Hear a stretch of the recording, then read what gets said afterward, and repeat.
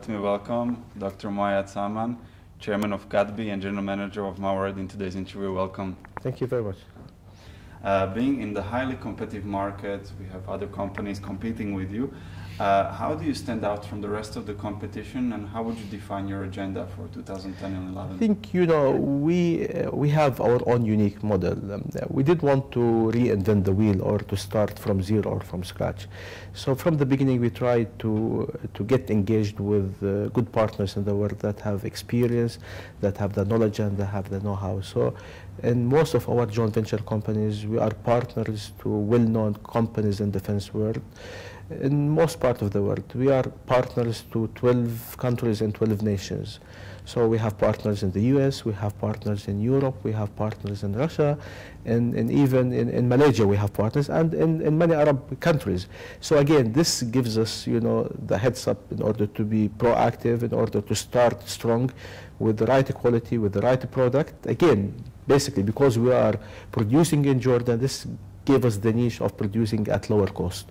So we're using the know-how, the technology from our good partners, sometimes the brand of our good partners, coupled by the local production associated with less wages, less expensive wages.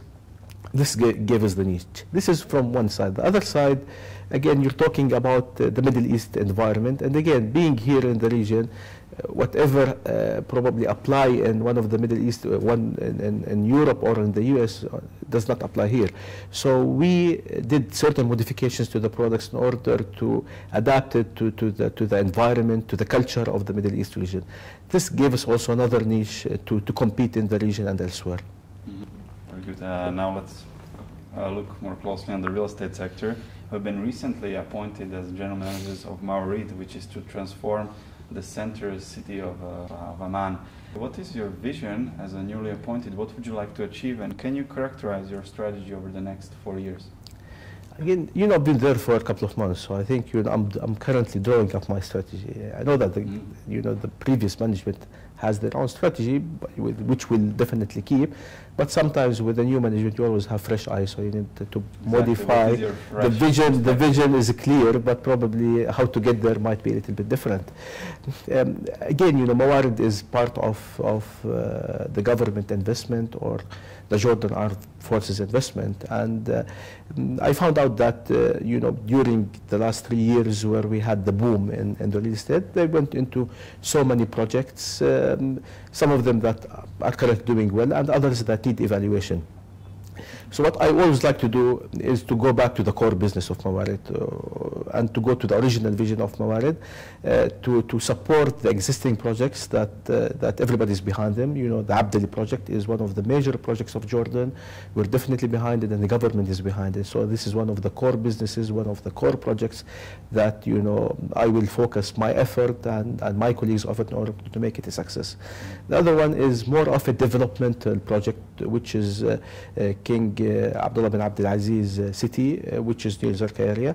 Again, this is long-term projects. We're working on creating a city adjacent to Zarqa area in order to lessen the